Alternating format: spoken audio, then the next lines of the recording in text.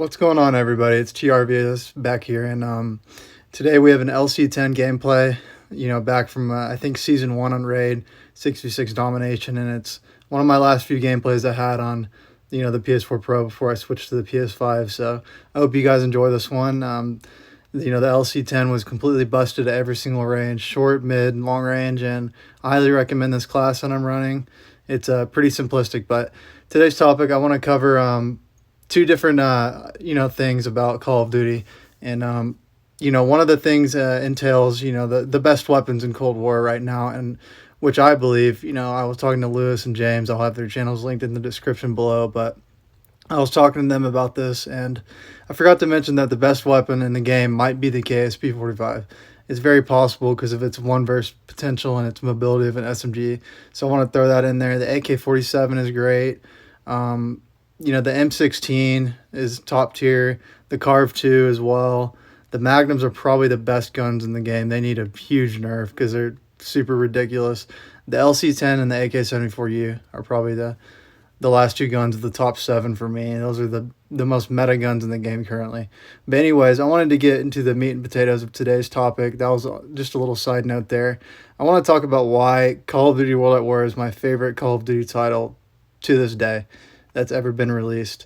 And I'll give a few reasons why I think that, and I think it also is the best COD ever released. I know a lot of people would say BO2 or MW2, but I'm going to go with World at War here because this is the one I have. I'm not speaking purely from nostalgia, but I do have the most nostalgia from this game for sure because it was my first Call of Duty that I ever played. So I'm going to give a little background on how I picked up this game in the first place. So when I was younger, I was about 9 or 10. I was pretty young then. I had a friend who had a PS3 who recently got a copy of World at War, and I said, he invited me over to play, and I said, yeah, let's play it. And we played the zombies mode on Nocturne Toten. I vividly remember camping upstairs next to that sniper cabinet. And not to mention, this was the first game that, introduced perhaps the best game mode ever in Call of Duty and Call of Duty Zombies. So that was definitely monumental there. And I want to talk about the multiplayer side of things now. I know the MP40 was broken. Everybody ran it, and it was meta. But back in the day, people didn't really abuse the meta as much as they do now in recent Call of Duty titles. So, you had a plethora of weapons that were viable. The FG42, Thompson, I remember the Kar 98 was great. You had the PPSH, obviously. You had the MG42. You had a wide variety of weapons that you could use. I remember the trench gun. It wasn't very good, but it was fun to use. And I remember camping up in the tower of the castle map and playing split screen with my friend too. I remember that vividly. So those are just some fond memories of what I had. That's one reason I like COD 4 and Modern Warfare Remastered so much, is because those 3 games, including World at War, followed the simplistic model of Call of Duty and did not go overboard with the formula. And I think that's what makes World at War the best game, because everybody has the same kill streaks and whatnot, and the playing field's pretty even, and the maps were all very underrated, and I think they're some of the best maps to date that we've seen. But yeah, I've never been more immersed in a Call of Duty game than I was in World at War 2. The setting was phenomenal. That era was amazing. The main reason why I like World at War the best, those reasons there that I stated. The setting was great. I mean, there's not a better setting for World War II in my opinion, and the grittiness of that game was just out of this world. The environment was ridiculously good. So I want to touch on one more balancing issue in regards to Black Ops Cold War 2. It has to do with the score streak system, unsurprisingly. So let's get into it. Air Patrol is very overpowered at 2,400 points. It can take out a chopper and gunship at 9,000 and 10,000 points respectively. So, which is ridiculous because somebody could be playing very poorly and then, earn Air Patrol and take out somebody who has 100 kills and got a high tier streak. So that needs to change, but I don't think it will because it caters to, low end players who don't have very much skill. But that's one of the main issues I'd fix with Cold War, and it really is just like, it's just a big issue to me. The score streak system is one of my main gripes about that game, but I've been enjoying it a lot lately. The 12v12 mosh pit has really revitalized this game for myself and a lot of other people. So I'd recommend going to check it out. And I'll leave you all with the gameplay, and I'll catch you guys on the next one. And I just want to say thanks for all the support. And my next video will cover a different topic about Call of Duty, and I might branch out to other games in the future. But anyways, I want you all to have a great day, and bye.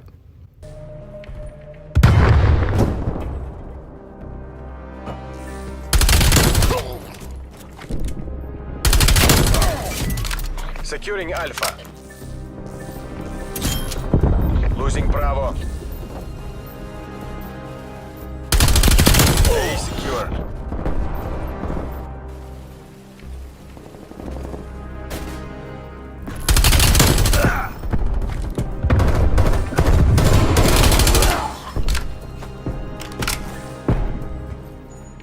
Half time.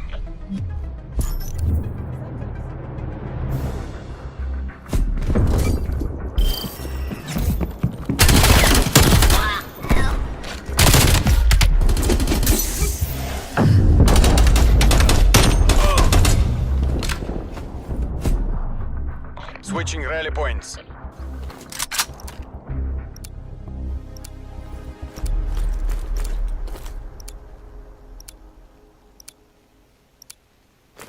Secure the objective. This objective is mine. Taking Charlie. Enemy has Alpha. C secure. Securing B.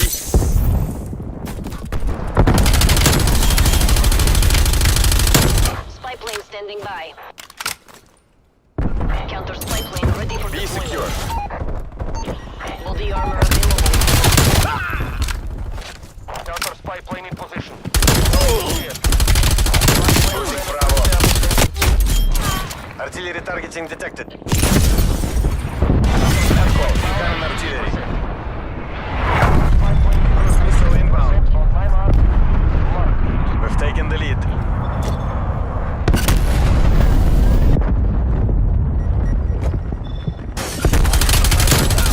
Counter spy plane exiting AOR. Initial timeline expired. Spy plane R3B.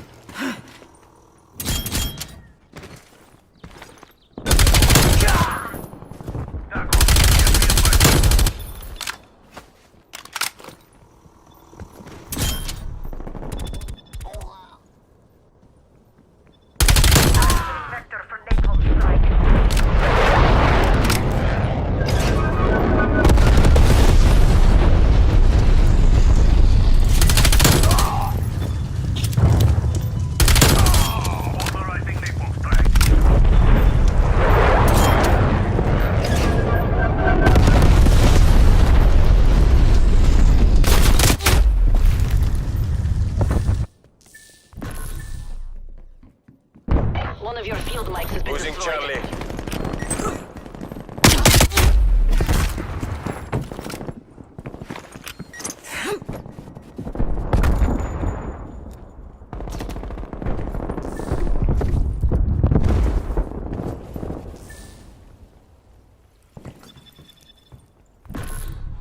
Losing B.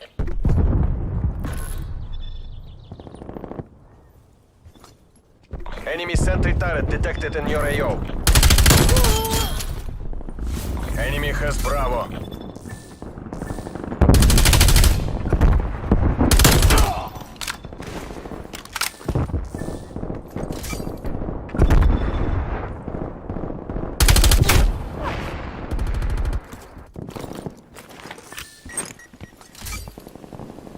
Transmitting vector for naval threat.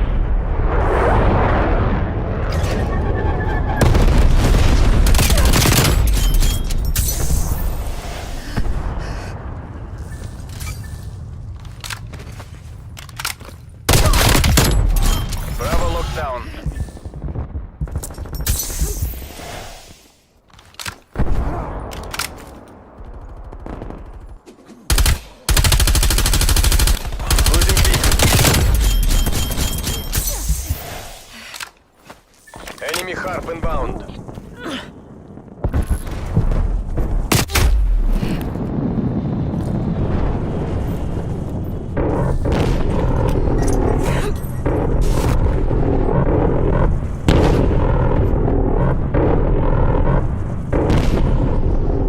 Victory's close. Wrap it up and let's go home.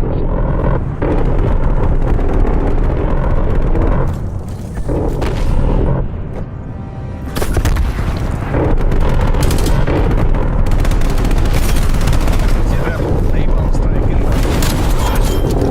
Enemy has B.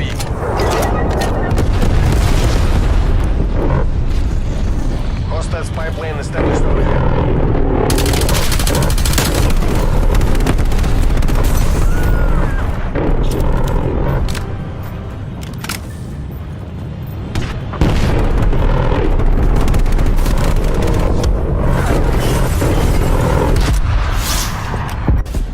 Mission complete.